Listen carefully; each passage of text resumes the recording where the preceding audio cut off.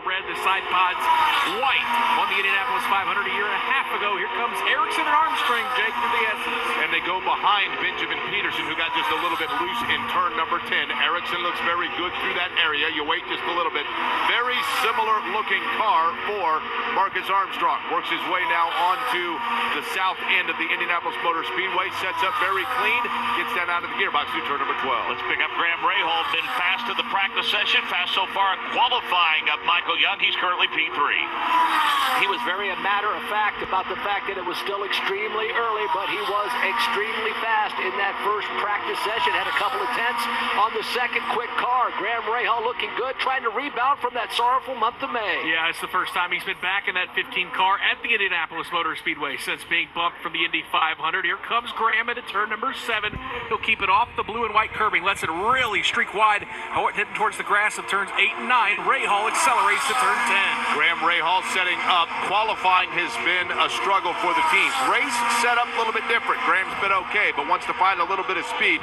Trying to find it exiting turn number 11. Graham Rahal now sets up for the righty back onto the road course off the oval. Under 6 minutes to go in the session. Palou, Lundgaard, Castro-Neves, Dixon, Grosjean, and Rahal. The fast 6 for now. Speaking of Scott Dixon, he's the latest to pop into Michael Young's view in the north end. Haven't seen a victory from that driver as he puts the rights into the grass at the exit of turn number 2. Kicked up a little bit of dust in Scott Dixon since that win in Nashville. He is through the switchback, making his way down Holman Boulevard. Yeah, Michael, 18 straight years that Scott Dixon has won an Indycar race. At least one in all 18 of those seasons. It's a nice little streak, Jake, that he'd like to keep going. He's only got 4 opportunities left. Scott Dixon leaves turn number 8. It is such a familiar paint scheme. For so many years, we got so used to that number 9 Target livery, and now, of course, PNC Bank, the colors that Scott Dixon has been flying for a number of years, flying out of turn at number 11, keeps it very low, then starts to sweep up just a little bit, exit of turn number 11. Scott Dixon now,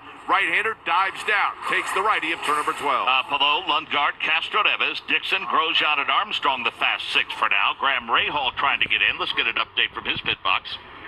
Hey, Graham Rahal, right now, a couple of concerns. First of all, he says he can't roll speed at this point in time, but he also says the brake pedal is going almost to the floor, and he really doesn't know what's going on with that. So as he comes down pit road, that's something they're going to be taking a look at. Hey, we mentioned Elio Castro-Neves, Davey, an announcement, press conference earlier today. His future is kind of solidified. Minority stake ownership in that race team, and the only effort next year. And as expected, Don Blomqvist, a multi-year deal to join that team next year. Yeah, very interesting right now. Yeah, no surprise, really. Good for Elio Castro-Neves. Has ownership stake in the team, which I think is great. He'll be part of that team for a long time. It's going to be good to be able to see Elio continuing around the track, but having another shot at the Indy 500 to try to beat the first 5-time winner, great opportunity for him as well. Well, and if you're going to have an ambassador, a spokesperson for your team, a 4-time 500 winner, you can't do much better than that. The charisma that he has, the excitement, it's a pleasure to be around at all times. So, yeah, what a better guy to join in. And don't know, we haven't said anything about the 60 car yet. We know that Simon's, out with the injuries right now. Don't know what the future there holds, but right now we do know who's going to be in that 06 car. Michael Young, the biggest issue right now might be getting yourself a gap to get in that one precious lap that Kyle Kirkwood references. A long line of cars headed to the north end. It's amazing to me that we do this year in, year out, week in, week out, and they stack themselves up and have to slow themselves down. It's Scott Dixon making his way off of pit lane, and then Linus Lundqvist right behind him. Marcus Ericsson there as well. Callum Ilott. A gaggle of cars, Nick, trying to find clean racetrack. Yeah, all of these drivers on out laps, so not only do we see them using the brakes to try to find that gap, but Jake, we see a lot of swerving back and forth, left to the right, to try to get some heat in those alternate red tires. Looks like that spacing is commencing here. Looks like Rinus VeeKay got out of the throttle as everybody looks for a little green racetrack here to set up in the final minutes of qualifying. Interesting, because right when they take that right-hander that is turn number 10, that little bit of a straightaway before 11 is where they start to kind of get into the speed just a little bit and break away from that rush hour traffic, if you will. VeeKay, Dixon, as you talked about. Then you wait a second before Lundqvist comes through, and then it is Marcus Ericsson. Then a pretty decent gap before Callum Ilott comes through. Mark, the name of the game right now was spacing, and now we should start to see some of those times starts to fall and the speeds go up.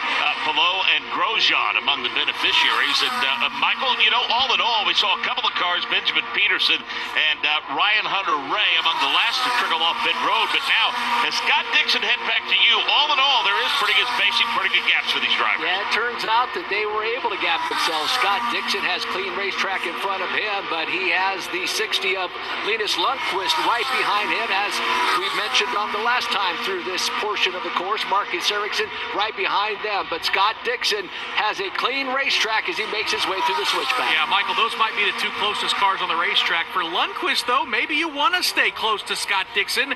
I can't think of drivers I'd want to learn from more than following the veteran Scott Dixon.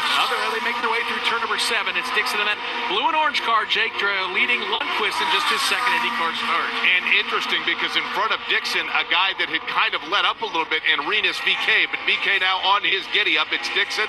Then you wait a little bit before Lundqvist comes through. Then Marcus Ericsson. And then as we talked about again, Callum Ilott is the end of that group. Now Graham Rahal at speed with Agustín Canapino just behind him, roaring their way through turn number 11. Minute 15 left of the session. Grosjean, Armstrong, Palou, Lundgaard. Now it's Grosjean, Armstrong, Rahal, Palou, Lundgaard, Castro Neves. Scott Dixon right now is on the outside looking in. So is Linus Lundqvist. So is Marcus Ericsson. Is all head back to Michael Young. Yeah, Scott Dixon needs to get on his giddy up. Just an opportunity to potentially get one more lap in. He's got Linus Lundqvist in his mirror. So too Marcus Ericsson as Lundqvist jumps to the top of the timing and scoring chart. How about that for just his second NTT IndyCar Series qualifying? Here comes Scott Dixon. Everybody chasing now Christian Lundgaard, who has gone to the top for Rahal, Letterman, Lanigan. Dixon hard into turn 7. Jake trying to bump his way into the top 6. So everybody working their way now, knowing that Christian Lundgaard is the target. It is Rinus VeeKay that comes through this area cleanly. So too does Scott Dixon. Dixon perhaps a little bit more low in turn number 10. Then it's Linus Lundqvist, followed by Marcus Ericsson, Callum Ilott, Graham Rahal, and Agustín Canapino. That's how they will run through this area. So far, so good. Everybody clean, setting up for turn number 12 and coming off the oval here at IMS. And Davey, they're going to see the checkered as we speak. And right now it's Lundgaard, Rahal, Grosjean, Castro Neves, Palou, and Marcus Armstrong. Well, no surprise that Rahal, Letterman, Lanigan team, they have power right now. You got all 3 Letterman, Lanigan cars, first and second in this group with Lundgaard and Rahal.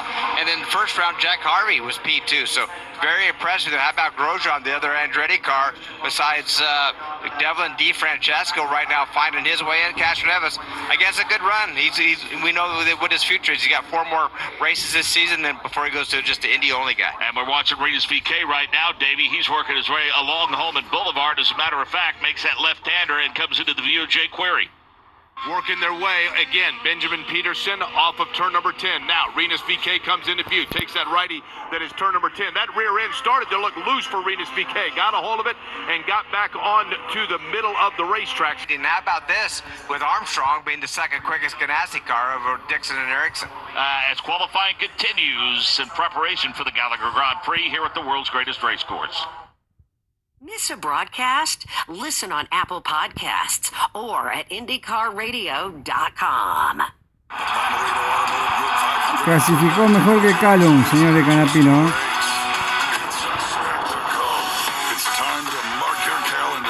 Pero bueno, no alcanzó.